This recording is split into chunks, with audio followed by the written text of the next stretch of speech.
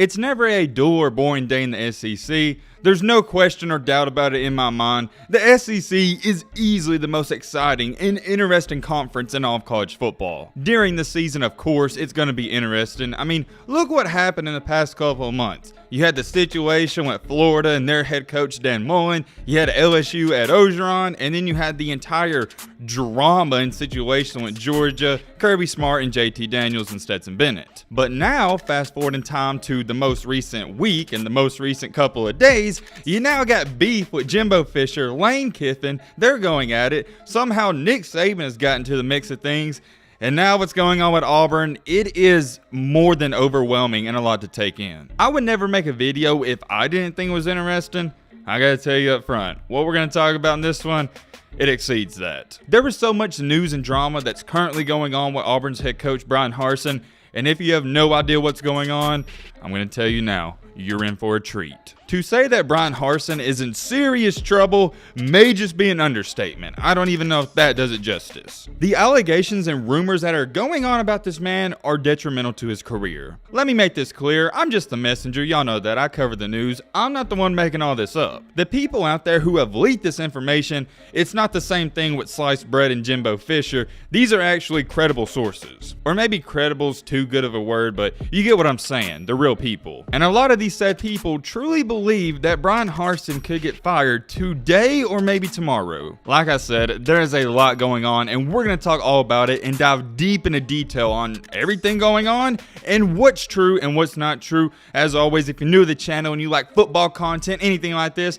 I would greatly appreciate it if you go down there, hit that subscribe button. It means a lot to me. Leave a like, do all nice stuff. And now without further ado, let's get into it. Behind every allegation in life, there is a rumor or a person who started it. And I'm going to emphasize that all throughout the video. These are allegations and nothing is proven just yet. To get to the bottom of it, I did some digging. And where it all started was when Justin Hawkinson, hope I'm saying that correctly, tweeted this out. Breaking. Bryan Harsin's immediate future at Auburn is in question, and then he put a link to the story and you have to subscribe to them to read it. Like any college football fan, when you see that, you're like, what in the heck is going on? Why is he in trouble? What I'm about to say, there's not an easy way to go into it, so I'm just going to come out and say it. The rumors and allegations going on is that Bryan Harsin has been hooking up at one of his special assistants that was a girl that also was his special assistant at Boise State. These allegations were also going a step farther in saying they were having a relationship in the offices at Auburn. Here's the girl that he was quote unquote doing stuff with. I'm not going to show you her face. I'm going to blur it out. If you want to find out who it is, you can go on Twitter and do so. I'm just going to respect her privacy and blur it out. If you really want to see what she looks like that bad, you can go find it on Twitter. Like I said, it's not hard. If you don't want to go look it up, I'll just tell you up front, and everyone can agree with this. She's a good looking female, and I'm just being honest. Before we go any farther, I want to state this. As soft as the entire world is in 2022, the internet still remains to be one of the funniest things ever. Under these serious allegations and pictures, you got Auburn fans tweeting this out. I'm not condoning this type of behavior, but I understand it. Under that, somebody said, Coach out here bagging straight dime pieces. Bobby Petrino could never. Under that, someone said, he did a quarterback sneak right into her end zone. That is just too far. This one might be the worst. Cheating isn't bad, but I see the vision. There is plenty of funny comments you can go read. For example, you got, no wonder he doesn't have time for recruiting. The list goes on and on. Now, why is this such a big deal? Number one, he's married and he has children. Obviously, that's a red flag. And number two, you're just simply not supposed to do it. But check this out. His wife went on Instagram and posted this. Last night she said, rumors are carried by haters, spread by fools, and accepted by idiots. That's his wife. Of course I expect her to not believe in it. I mean, do you really think if Bryan Harsin was cheating on his wife, he would tell her up front? I don't think so. And let me make it clear, I'm not saying Harsin has been cheating, I'm just stating the obvious. However, I kind of go back to the Jimbo Fisher thing. Whenever you try to deny allegations and you continue to get angry, it only makes you look more guilty. Anyways, let's get a move on. We got some more stuff to talk about. If the media doesn't like you, if coaches around the country don't like you, that's not too big of a deal. Their opinions don't matter.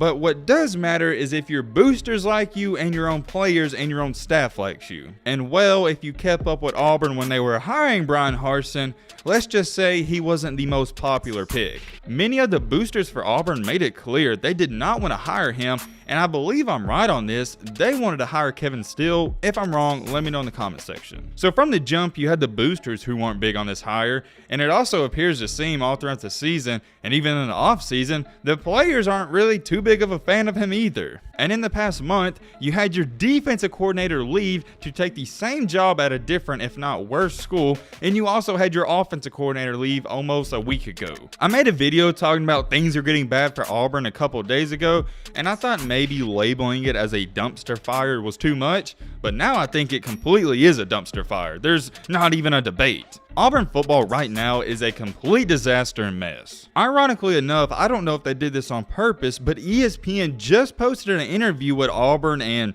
Bryan Harsin, what do you know, and check out what some of the people had to say. A source that would not disclose who they were, but they are very involved with Auburn's program, said this: "It all gets back to people and the way they were mistreated. There's a reason so many people have left," referring to Auburn. "You just don't see that many people at one school leave, not in 1 year. It's a mess." In that quote, when he was talking about mistreated, so there's also this rumor going on that Bryan Harsin and his staff, they haven't got along, and he yells at people and does this and does that. Once again, I gotta throw out there, these are rumors and allegations. To make it more interesting though, Lee Honor, who transferred from Auburn to UCF, said this about Coach Harsin. "Coach Harsin has the true mindset for a winner, but has a terrible mindset as a person. The reason I chose to leave Auburn because we got treated like we wasn't good enough and like dogs." Before we go any farther, I want to address that.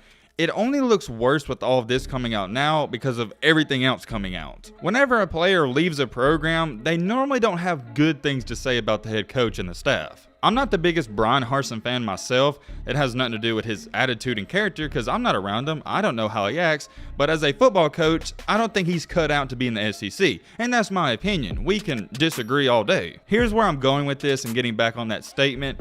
I'm really not going to take that dude's word for it. He said, and these are his words, that we got treated like we wasn't good enough and like dogs. Well, guess what? You weren't good enough. Auburn had a terrible team. Well, they weren't terrible, but it was mediocre. You weren't good enough. That's the bottom line. It's not him treating you like a dog. You just weren't good. What do you want him to do when you lose? Pat you on the back? No coach is going to do that. I truly believe this player is soft, and if he thought Bryan Harsin was hard on his players, yeah, I couldn't imagine what he thinks of Nick Saban if he played for him. That's a different conversation for a different day. Let's continue on. Bryan Harsin did respond to that and say, "Any attack on my character is bullcrap. None of that is who I am." To take it a step farther, a undisclosed source told ESPN, quote unquote, "There are some kids in the locker room who do like him. If they fire him, what are we going to do? It would set Auburn back for 2 to 3 years." You see right there, that's exactly what I'm talking about. Just because one guy doesn't like him doesn't mean the entire football team doesn't like him. When you're talking about football, it's a little different.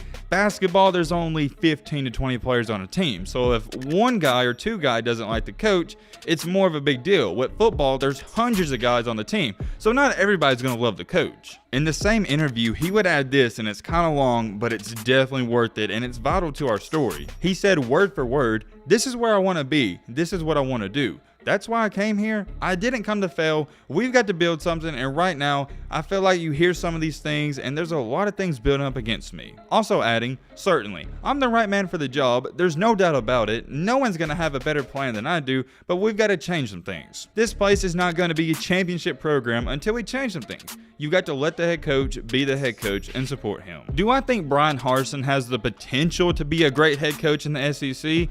I don't know, because I don't know enough about him, and what I saw last year, it didn't really look too promising. Here's what I do know about him. He's a good head coach. Is he great or elite? No. Could he get to that? I don't know. That's going to be for Auburn's athletic directors to decide. There's only one thing I know, and there's one thing for sure. You can't go 6-7, 7-5, 8-4 at Auburn for too much longer. I mean, he's probably got 1 to 2 years left to prove himself, and if he doesn't have a 9, 10, 11 win season, he's going to be out of there. And especially now with all these rumors going on, who knows, apparently he could be fired by tonight.